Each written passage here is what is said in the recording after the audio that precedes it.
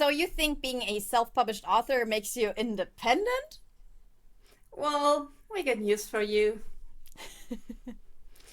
We are Andrea and Freya. And and we are here to become international best-selling authors. and we take you along for the ride. Okay, just let's not talk about this. Okay, but we've just talked, and I can't believe that I'm saying this. We talked to Jo Frances Penn, which you might better know as Joanna Penn. She is a New York Times best-selling author, USA Today list best-selling author, and what Freya wanted to say. Well, basically that, but just to point that out, this is a woman who has sold millions of books worldwide. So in terms of being a best-selling international author, she really knows her stuff. And Andrea and I had just the pleasure of talking to her. May I interrupt, please? That was polite. I think it was the politest interruption I ever did on you. I have a very clear idea what it was like with you in school. Because I wanted to add, she has not only sold millions of books, but she has published over 700 episodes about on her podcast about writing and about publishing. So if there's anybody on this earth to talk about self-publishing to, it's her. So it's because she's an award-winning podcaster. She is a creative entrepreneur. I have trouble with that word. Me too. And she writes really amazing books. She writes thrillers, fantasy, non-fiction books for authors. So you really, really want to check her out if you don't have already. And well, we have. And she writes memoirs because she has the pilgrimage book. That's true. So I think I can say we have just had an amazing interview, and I think you will be very, very excited to listen and to watch this. So let's give it a go. But before we give it a go, I just tell you what the interview is about. We are so excited still. This is because we're just, everything is so... But just listen. Because the interview is about Freya. It's about becoming a truly independent author. Not just another author who puts the books up on Amazon and makes some money off of it, but to be truly independent and to connect with readers. And what we mean by that, you will figure out when you listen or watch the interview. So without further ado, have fun. Take notes. Seriously, take notes on this interview. And we'll see you after this. As you might tell from the haircut, this is future Andrea. And I'm here to tell you about Jo's current Kickstarter campaign, because this is going to start on the 9th of October and you shouldn't miss it. So here's the QR code for the campaign. You find the link in the show notes, and it's about her shadow book, which I'm looking forward to reading for like ages. It feels like that. And now just take the moment to follow the campaign or to support it already. And then without further ado, now really, here's the interview with Joanna Penn. Enjoy. Hello, Jo. Hello, Joanna. It's so great to have you here. Thank you for taking the time to chat with us. Oh, I'm excited to be here. Thanks for having me. We are the excited ones, trust me. Yeah. Okay, so we came up with an idea, or we just had an idea that we really like to have your thoughts on. And actually, it's best when Freya talks about this, because she got this into her mind when she was listening to one of your podcast episodes. Actually, it was the very first episode that I ever listened to you, and Andrea recommended it to me, so just to make sure. And I think it was, you talked about the fact that when you publish ebooks, for instance, via Amazon, and you actually are, winning over readers, you are not really making them your customers, though. They are primarily still customers of Amazon.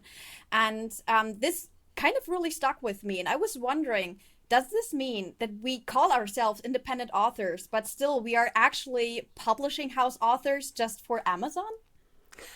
Well, that depends how you're publishing. So I have in the last year moved primarily into Shopify, so building a Shopify store. So as we record this, my new store, jfpennbooks.com, is live, and I have creativepennbooks.com. So I have two sites, and a Shopify store is like building your own Amazon. So you get customer data, you get the money immediately.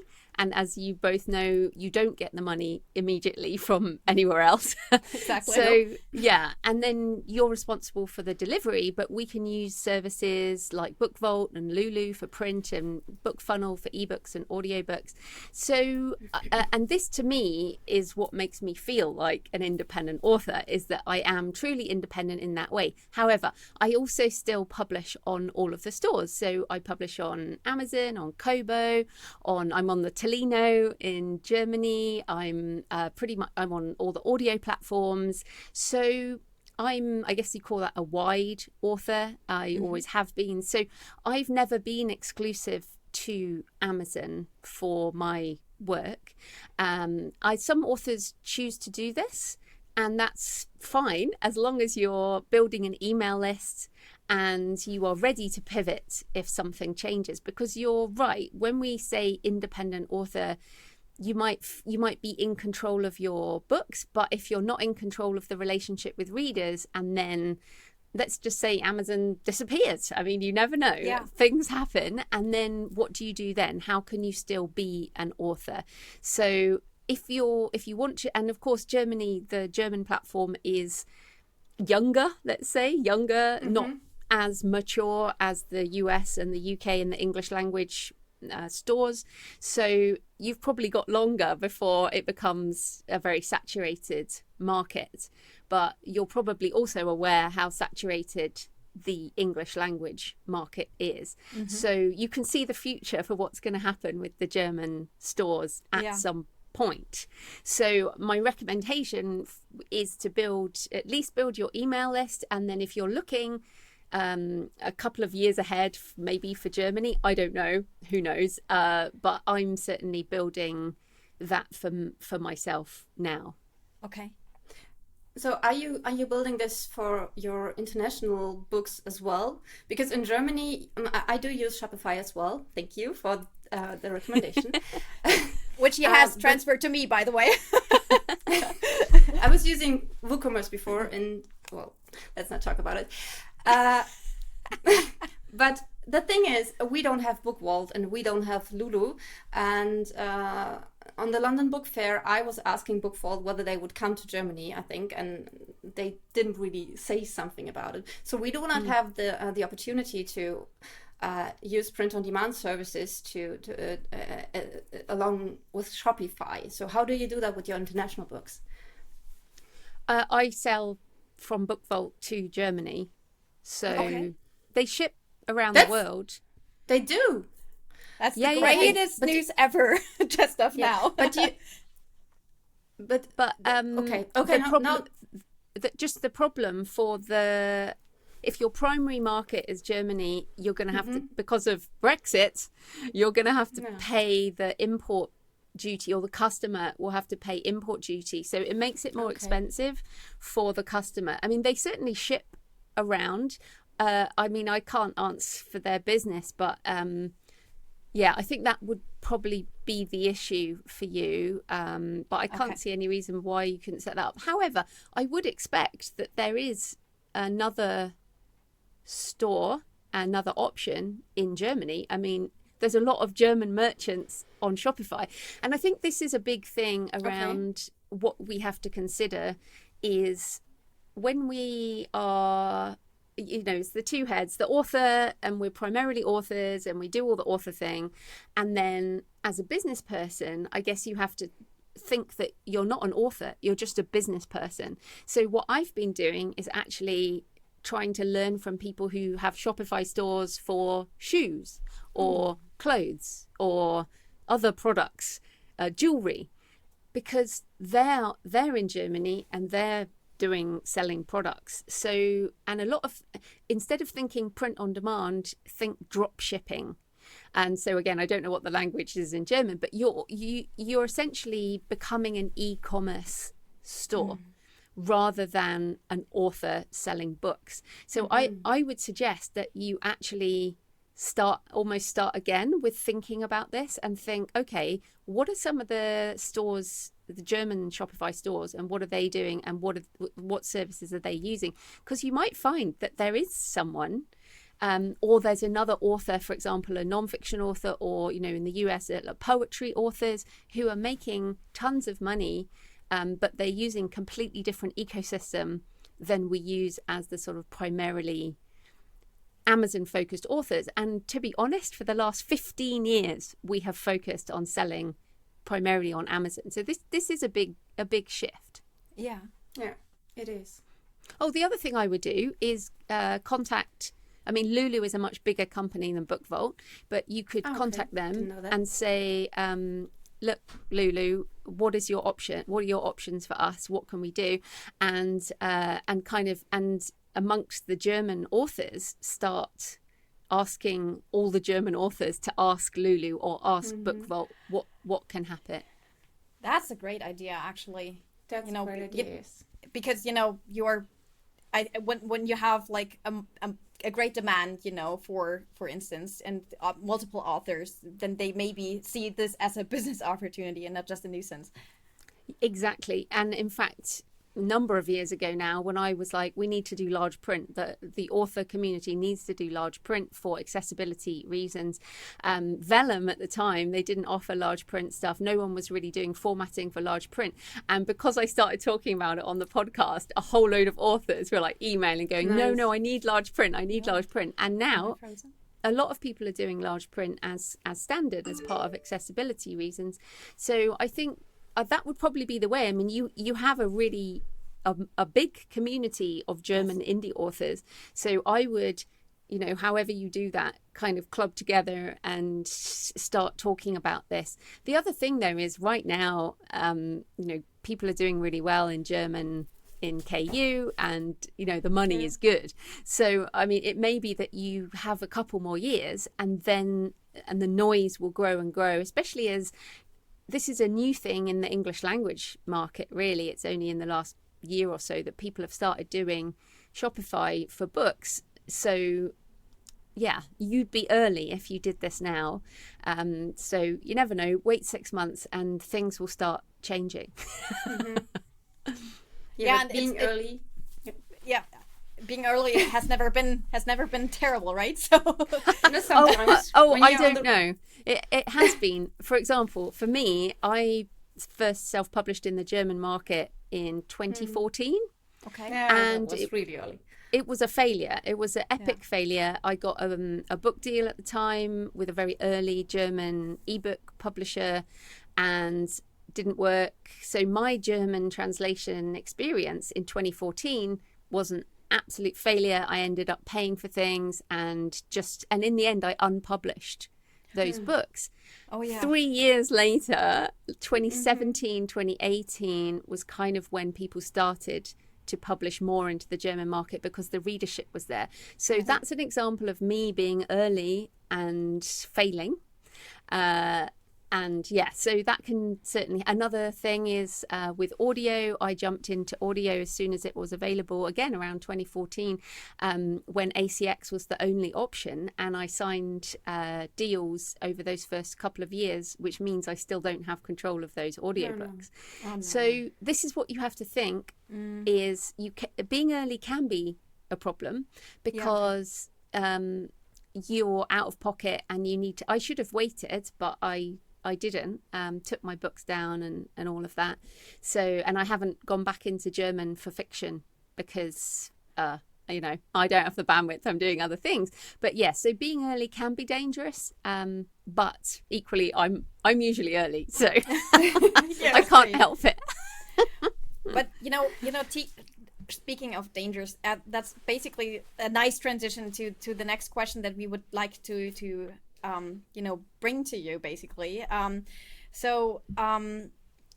it's something, when you talk about self-publishing, it's always like you can go to this and you can use this service, but basically you're making yourself very dependent on third parties, right? So just like something that you described, you sign a deal for maybe a number of years, and your books are basically bound. So just to make this like really quick, like what are the dangers of being this dependent on third parties? Like what are the risks that you want to tackle by becoming maybe truly independent?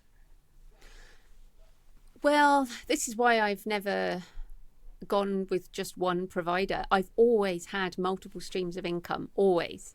So multiple series, multiple author names, multiple formats, multiple platforms. So, and also for me, Amazon's never been more than, a small percentage of my overall income. Oh, wow. So That's nice. Yeah, because I've built other things. So I've never felt that.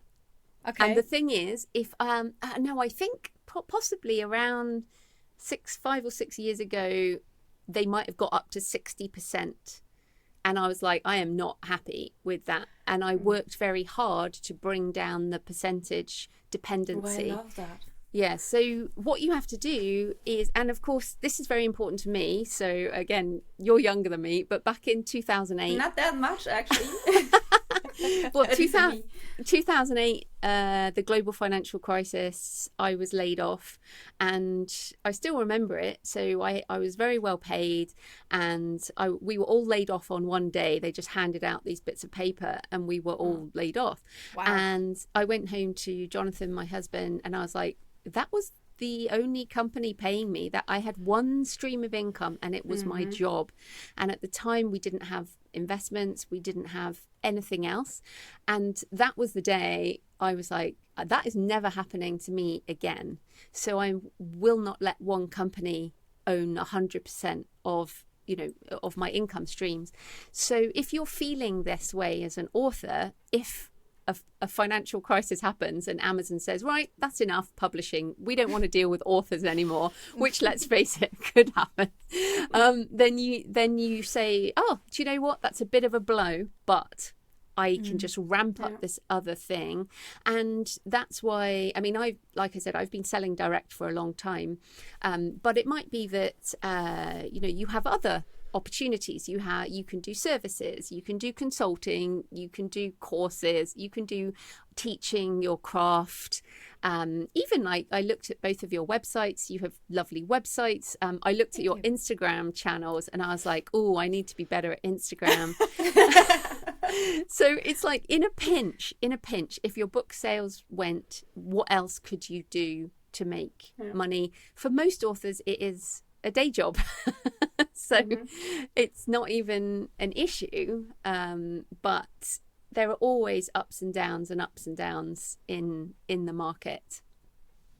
Yeah, I totally agree, and this is why I'm like doing the same similar streams as you do. I have this nonfiction part, I have my podcast, and I have my own storage where I do print runs for my books, so I have piles of books there, which I sell over Shopify. We both just started on TikTok, and just yesterday I went into my storage to do a live on TikTok because one reader just ordered the book from me, and I did the live, and 4 other people during the live ordered books from me, which I could sign there. And in the end, I shipped not only 1 but 8 books, and I totally agree, and I love this because. Like this, I can connect to my readers, but I'm aware that TikTok could go away, just like Amazon.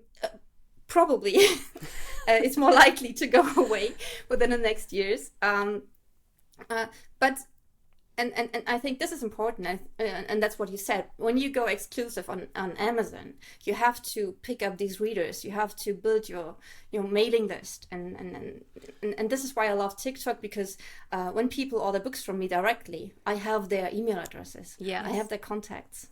Yeah. Well, the problem with, and what most authors have done, it's not a problem if you're making money. It becomes a problem when you're not making money. And the way that KU works for readers, as you two know, but people borrow digital ebooks, and then they return them. That's the language on KU, is they return them. It's the same as returning a book you don't like. It's returning a book you've read.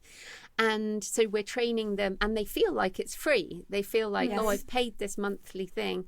So what you have to, I think the big difference is with Shopify, and this is something I'm learning. So I'll keep doing this, because to me, the person who buys the book and the person who bought your book from your warehouse, Andrea, it's not the same person who borrows an ebook from KU. Ah, that's so true. That's This such is a very amazing thought. Yes. It's a very different market. So we're almost, and I'm looking at my email lists, which I've built up for the last 15 years through free ebooks, cheap ebooks. And I'm like, I almost have to start again, because I want to move people to buying ebooks, buying audiobooks, and buying print books.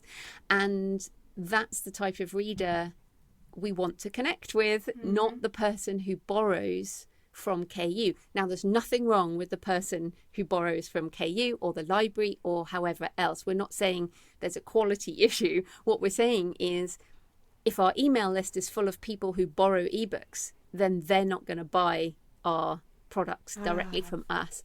So Sometimes they do. Yeah, sometimes they do, but how much? So I look at my email list as like this big, and maybe this many people are buying from my store.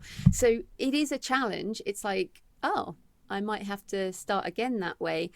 TikTok is interesting. The TikTok shop, they're almost building an Amazon now, where you can do fulfillment through TikTok, which I think is fascinating. But as you said, it may be that the governments, the EU or Germany or the US is doing it, like ban it because of the links with China. But I don't know, it might be fine. But what I was going to say, Andrea, is having a warehouse or having printed books is fine when you have a smaller number of books. Yeah, I know. No, I do have 23 books out and 25 written, so it's not that. Have you got all of those in small. stock? They're all there. There are thousands of books in that warehouse, so it's a lot.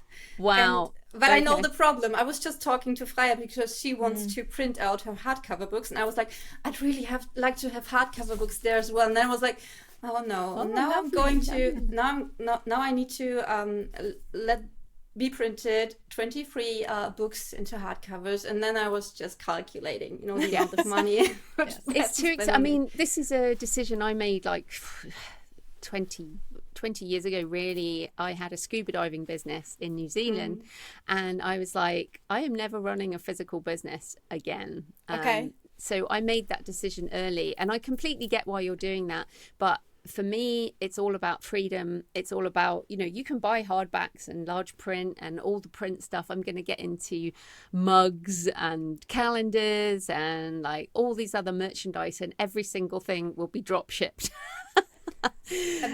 I get this, but the problem when I started doing this was in 2019, and the only print-on-demand service I would have really considered was BOD, and they would take, or they still take, your printing rights, which means you are not allowed to print your books yourself. It's like a publishing house deal, basically, where you sign away basically the rights to every version of your book, whether it's the ebook, the audiobook, and this is kind of standard practice here in Germany for a lot of the print-on-demand services.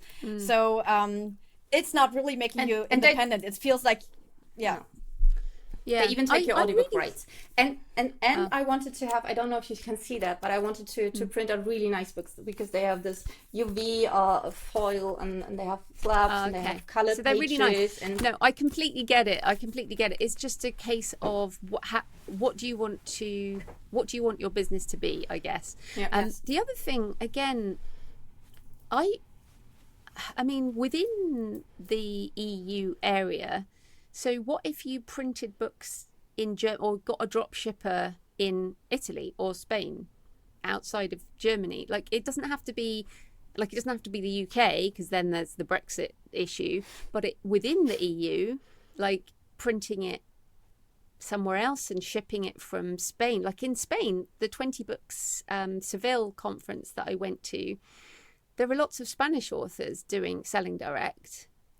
So that's possibly I guess I'm just trying to go like there must be an answer to this problem, because you're not the only people doing this in Germany. So that's possibly something I would look at, is what are the Spanish authors doing, and could you ship from Spain, obviously printing in German and shipping from Spain to German customers? That might be an idea. Don't know anything about it, but that's what I would be thinking. I'm liking this idea because, you know, this is something that I don't have a shop on my website yet, but the thing, you know, what Andrea and I just discovered with TikTok is that TikTok is working differently than other social media platforms. It's very much focused on the print book. People want to have this printed book that they can hold into the camera, and so and the way they talk about the book, and it's a little bit different, but it's also a huge opportunity that we really would like, you know, to take on, and we already do that actually. Well, but the thing is, like you said, you know, I have, you know, trouble seeing myself, you know, having a storage with thousands of my books and, you know, going there every day and signing them, because and so I related that very much. So I think your way of thinking is very, very helpful to me at the moment. Well, the other thing, like I said, TikTok Shop. TikTok are actually setting up they're an e-commerce store. TikTok is different because it is an e-commerce platform, not a social network. So that's the way to think about it. And from what I have heard, they're now, I mean, like BookVault is gonna integrate with TikTok Shop, so you can sell directly to their platform. But again, you might have to look at other options or use that for selling into America, for example, you know, because people read German all over the world. You know, I'm sure if you think that way. But what was the other thing I was going to say? I mean, I think that's the other thing. Oh, that was it. I have done just ebook and audiobook only for over a decade. So that would be the other potential, Freya, would be, look, I'm just going to wait. Like, seriously, things are changing so fast right now that if you just wait. So, for example, I'm not doing any more audiobooks unless I narrate them myself. I'm going to wait to see. I'm going to wait to see how things. We narrate ourselves as well. Yeah. How are things going to change in the next year in audio? There are lots of things that are changing really fast. So I would potentially wait. It may be that you can just use TikTok's drop shipping out of Germany. I don't know if that's available in Germany as well, but we are translating our books into English, and this is going to be our 2024 project to get into that market. So and then having my own warehouse to sell books and send them to, I don't know, Tennessee or even London, it just doesn't make sense. And it's really like with Shopify, I not only have the print books, I have my audiobooks there, I have some of my ebooks there, and I have some digital products, like Notion templates and stuff. So I'm really with you there, because having a warehouse takes away a part of my freedom, but then again, I enjoy it. I really enjoy it. If you enjoy signing the books, and that's great. The other thing I would say on the signed book thing is the Kickstarter. So for me, you know, doing Kickstarter first to do the signed books and the print run, and you've got the money before you pay for it, and then move to print on demand. So you're almost doing all the nice things that you want to do, but then you're moving it on.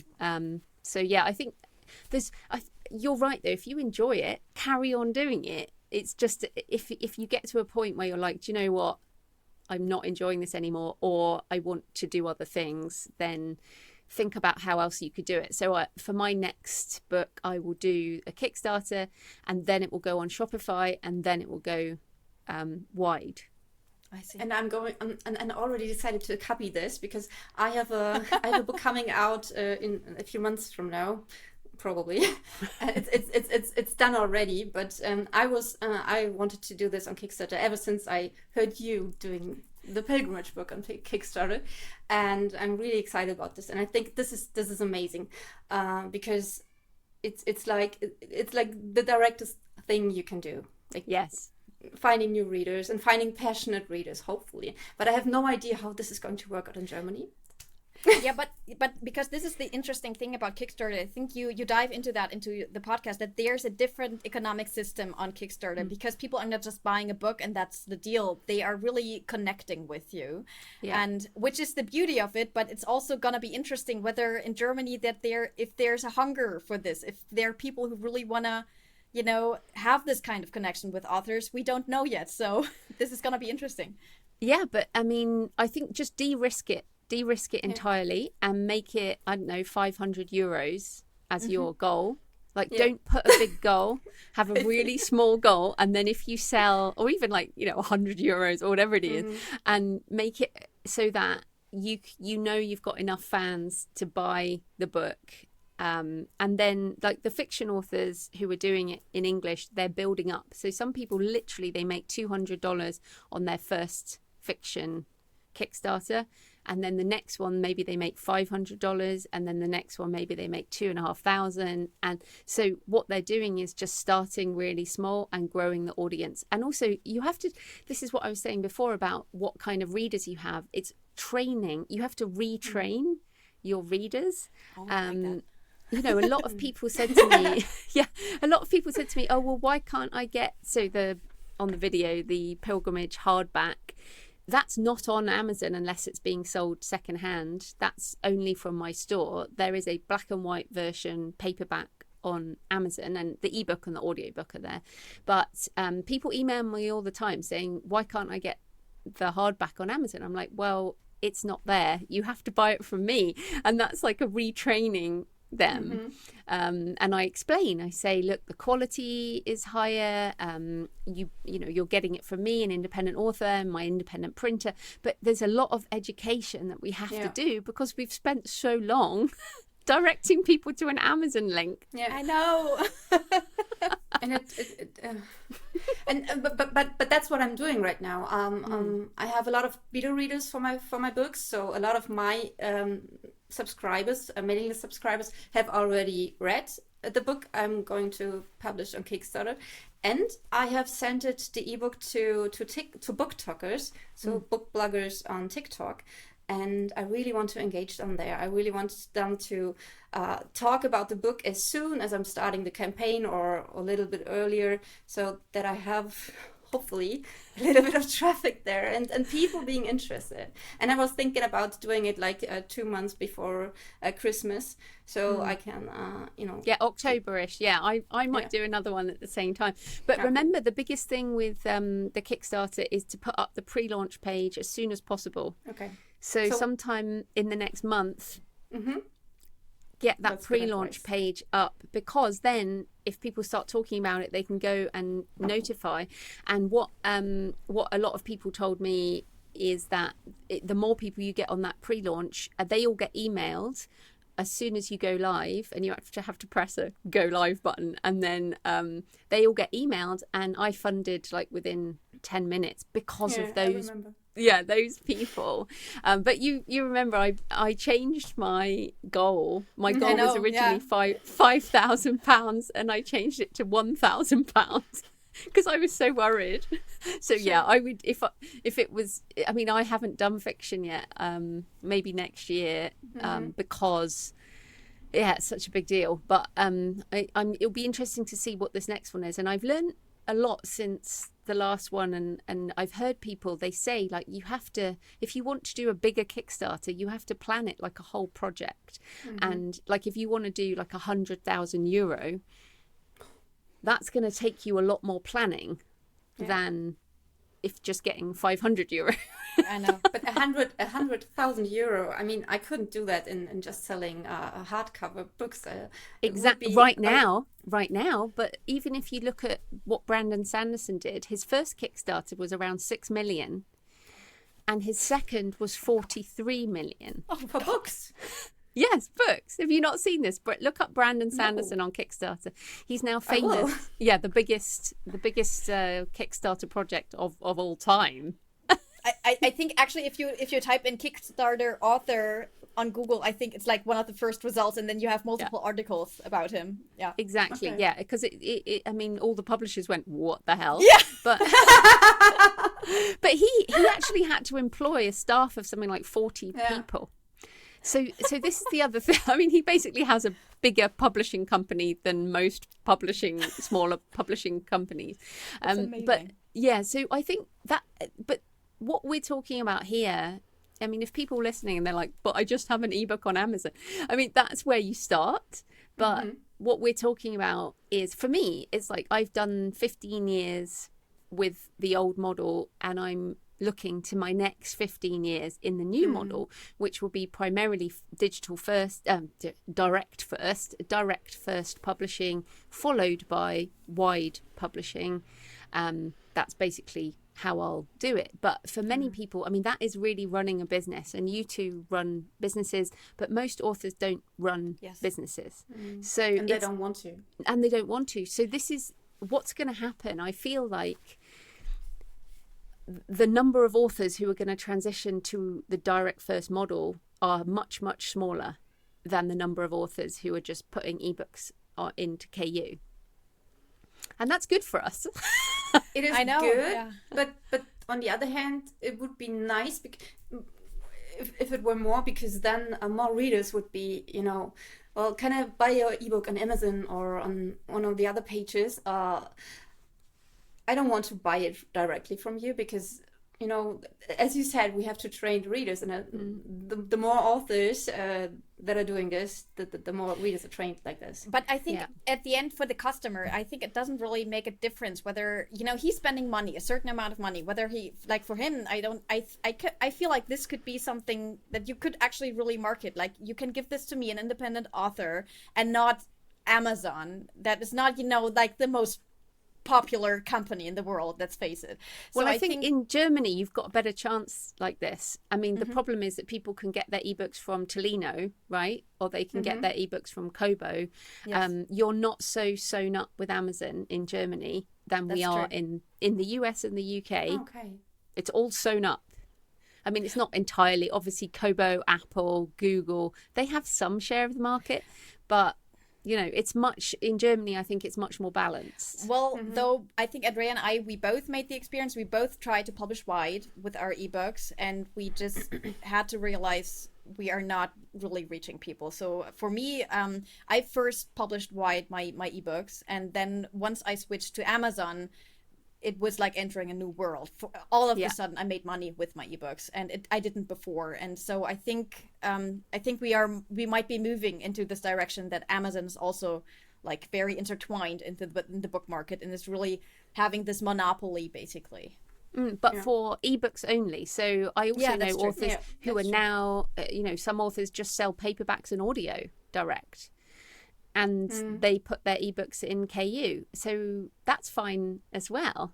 Yeah. So I think that's what you have to think is all of these are just different options for different formats. Maybe you have a print only store. If you can figure out how to do the print on demand options, or the mix and match option, I guess what we've talked about, then maybe that's the way forward.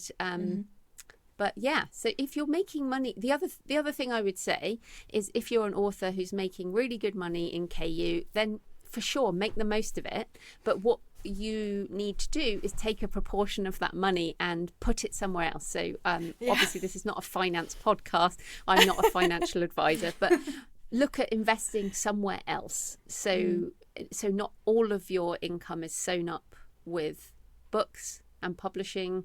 Like, think about really diversifying your income for the future. So that's what I would do, or at least put some of that KU money away for when the gold rush finishes, which is the reality of the US and UK market at this point.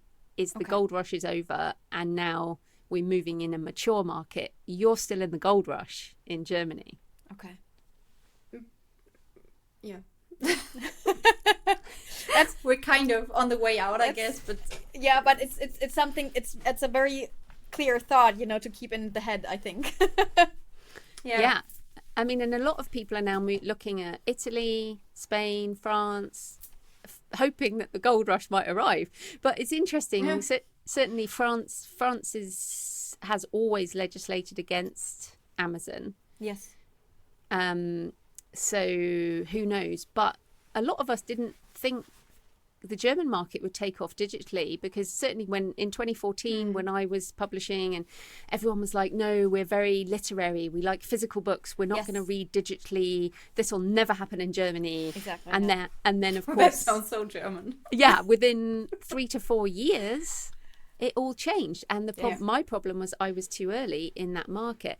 And so we say, oh no, France is too literary, it would never do that, but maybe it will. You know, Well, I think COVID changed a lot too in that regard. I think, you know, when the bookstores were all shut down, people moved a lot more to ebooks, and they haven't. A part of them moved back, but not all of them, I think.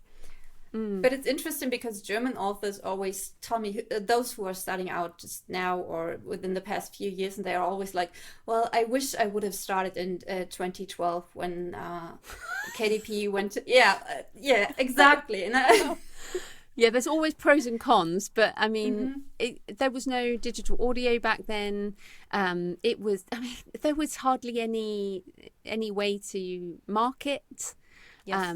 There were some readers, but not many. And I mean, the reality is, I was obviously around back then, and many of the authors who were big back then are gone. And to me, this is what we have to come back down to: is what's your definition of success?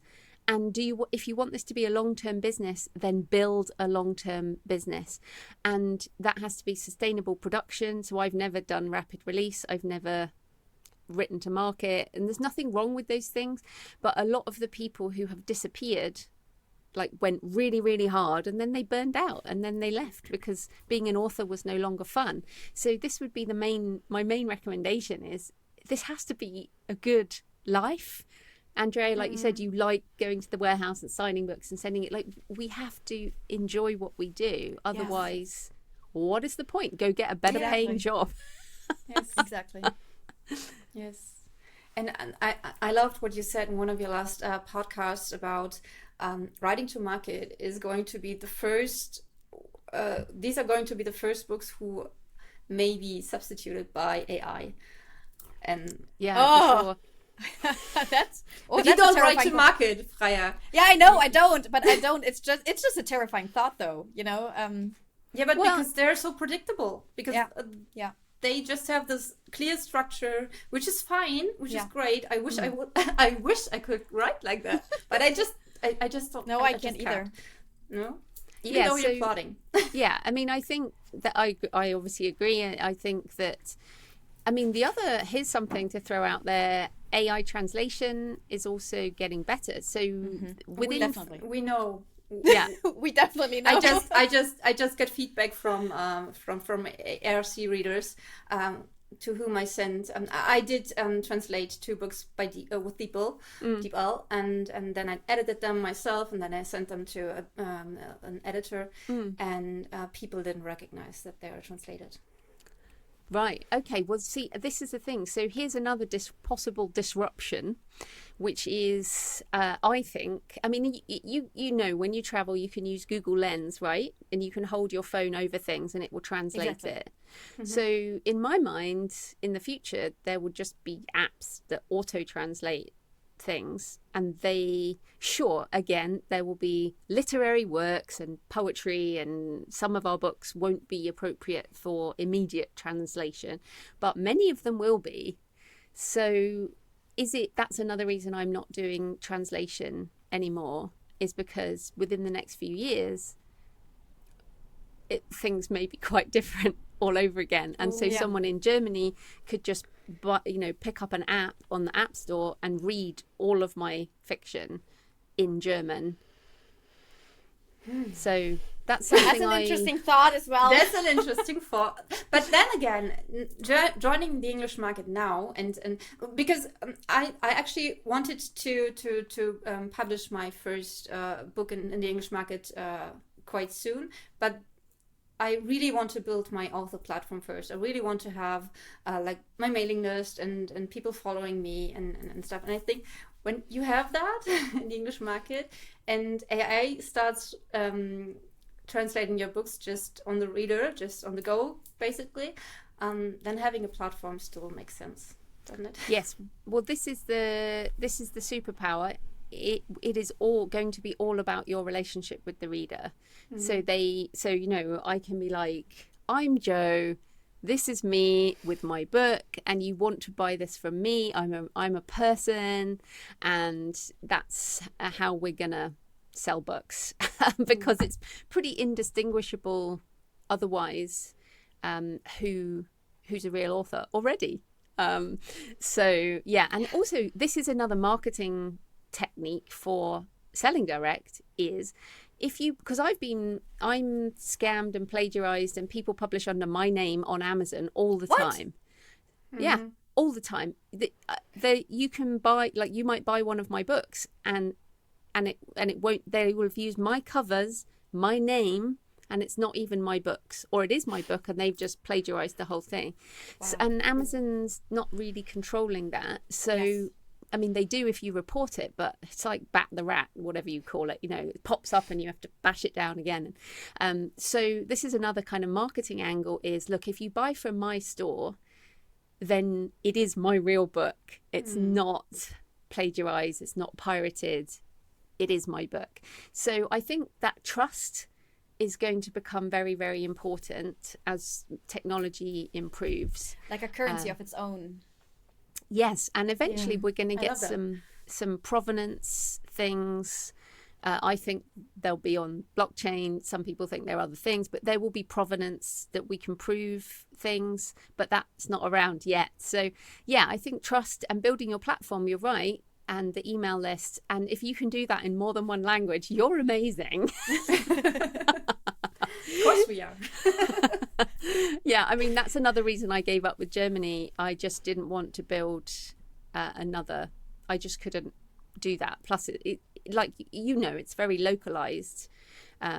So, yeah, I mean, I do have some German books. And in fact, as we talk, I'm thinking that they're probably in KU, the ebooks, my German ebooks, my nonfiction that I did a few years back. I literally don't even look. So, yeah, I don't focus on it. So looking at the time, and Joanna said that, you know, but there's like, because we sent you a bunch of questions beforehand, and there's this one question that I really wanted to kind of get off my chest, so I'm just gonna dive right in. So, like, what is your recommendation if you're starting out as a new author, whether it be like you are starting out for the very first time or as a new author in a new market? Would you recommend to really start off this independent way, like from the start, or is it something that you should rather dive into when you're a more established author? Oh, I mean, I think that you have to think about the energy that you have around the whole thing. So people listening will either feel energized by all of this, like we are, or they'll be completely turned off. They'll be like, no, don't want to do it. Don't want to do that. And they're so probably not here anymore. Well, they're basically not listening to this, and they're not people who are interested. They might read our fiction, but they're not interested in this. And so I was indie from day one. I always wanted to run a business. I always wanted to make money doing this. So I was always I wanted to replace my day job. Most traditionally published authors have a different job. So, you know, that you have to if you want to run a business, this is your job as well as your passion and all of that kind of thing. So I think there are a lot of traditionally published authors who come into indie because they get dropped by the publisher or they want to make some more money or whatever. So it's certainly a route, but there are a lot of indies who also go traditional. Yes. So I think and also indies who sell license rights in other languages.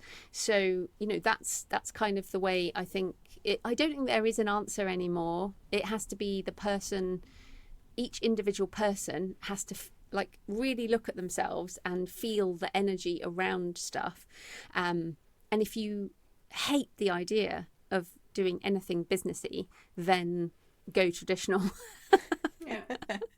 Basically. That's so true. But I love that answer, because it's like looking for the person you are within, rather than like an outside answer. It's like look in the mirror and have a good look at yourself. Yeah, and also your goals, you know, like my goal was to leave my job and make a living. Yes. That was my goal. Some people, they really want to have a book in the German bookstore down the road, or they want to go to a festival and speak on the stage, and they pretty much only allow traditionally published authors. You know what I mean? It's like if you want those things, if you want to win an award, as you know, most awards are not open to independent authors. So some people will have those kind of goals, and there's nothing wrong with those goals. But if you want those goals, then maybe traditional publishing is also better, because that's what you want. And then your goals change at different points, right? So you can change what you do. Great. So we always have 2 questions in the end of an interview. And the first one is, which change do you wish for in the book world? In the book world. I know, that's a teeny tiny question. I really think it's just an acceptance of other ways of doing things. Yes. Love that. I Me mean, too. whether it's authors who do want to utilize AI, or authors who do want to go direct, or authors who want traditional deals, or authors who like TikTok and don't like TikTok. Like, what annoys me, and this is just people, right? This is people judging each other for their choices. But it seems like whenever there's something new, people will have a go, you know, and maybe it's still the same in some parts of the German publishing industry, where you're looked down upon. It's like, oh, you're not a real author. Yeah. Heard that many times. Exactly. Still stings. Well, I would encourage you, because I had that for many years, and then it goes away when the market kind of matures a bit. So yeah, basically I would say I would really like everyone to just be more accepting, and to understand that we're book people. Like, we are book people, and if other people are book people, then we should all just love each other and read books and buy books, and you know, that's what we should focus on. Instead of saying we're the publishing industry, maybe we should just say we're book people. Yay, Love that. I love that. It makes it a lot more human. So Freya, you're with the second question. Yeah, You love it so Andrea much. always passes this question to me, because I have a book on my to be read pile that No, it's not needs the reading. Okay. It's my book. It's her book that I still haven't come around to read. No, but the second question is, so what is the book highest on your to be read pile, and why haven't you read it yet? Why haven't I read it yet? I change my mind every day about what I can relate. what I'm reading next. I did last night just finish the latest Daniel Silva. I don't know, Freya, if you read Daniel Silva, because I saw your books are a bit darker than Andrea's. Well, I think read one of his, but it's a long time ago. But so I know who he is. I finished it last night, so it's like a spy thriller. Yes. And this one was a lot about Ukraine and Russia, and so it's very political. So I guess a political spy thriller that I finished last night. And as I finished it, and then I turned off my, everything and went to sleep. So I guess right now, what will happen tonight when I read fiction in bed is I will open up, and I do read on my Kindle, fiction, and I read print, for non-fiction, and listen to audio, but yeah, I will open it up and I'll be like, right, what do I feel like? So I don't necessarily have, I mean, I read multiple books at the same time. I mean, if you could see, I have maybe 20 books on the floor here that are for my next non-fiction book, which we call the shadow book. I have 20 books that are to be read, and I have been collecting them for years. And probably the main thing there is that I often collect books, and then at some point I feel it's time. Yeah. Yes. And I don't think there's anything wrong with that, you know? No. Yeah. No. I love that. Me too. Makes me feel so much less bad about myself sometimes. We're book people, remember? We're book people who buy books. We are. So, Joanna, Joe, thank you so much for being here. It was amazing. Oh, I'm not nervous anymore, by the way. yeah, good. I It's think just okay. me. It's just me. But yes, if people are interested, I have the Creative Pen podcast. Yes. And come on over to, I should, let me just, one more time, Of if you like course. horror. Go ahead. And we link everything below. So Brilliant. So JF Pen Books is where I'm primarily selling this, but it's also everywhere else. Well, So- I think I can speak for Andrea and myself. Like our hearts are full. Like seriously, I feel like I was a cup and now I'm full and I have this amazing things to process basically. So thank you so very Yeah. much for thank coming. you so and- much for the inspiration. Oh, thank you for having me. So have a great day and much success to you. Thank you. Bye. Bye bye. So, Yoo-hoo! This is crazy. so Wanna start? what did you take from this? What do you still have questions? Probably. Do you still have questions? Well, I mean, I have a ton of questions. Put them in the comments, guys. Yeah. And try to or let us answer know, them. write us a message. We have a lot to process, Andrea and I think. I do. Yeah, me too. And the main thing I have to process is that books will be translated like directly, immediately, automatically. Yeah. I never thought of this. Why didn't we Yeah. think of this? yeah, but I think she might be probably right about that. But the thing is, what the main thing that I took away was basically we are at a point in time where things change rapidly, and I think this is also a time of opportunity for us as authors. And I think we should grab those opportunities by the head and We're flow doing along. this. Yeah. So, guys, I really need a break now. Me too. And a journal. I need a pen and a piece of paper just to write down. And I'm really looking forward to edit this video because I need to rewatch this. Maybe you like to rewatch this too. Okay. So Bye, thanks yeah. for watching. It was amazing with you. Thank you. Yeah, thank you too. We make And- a great team once again. Yeah. Even though I'm always interrupting you and you kind of don't do that often. No? Yeah, that's because I listen. I listen too. This is the reason why I'm interrupting is because I'm listening. Because I'm listening so closely that I always think like yes. I know. I'm joking. The jokes happen from time to time. Okay, so Okay, bye guys. Subscribe to the channel, which is like the latest moment to tell you, and see you. see you next time. Bye bye. Bye.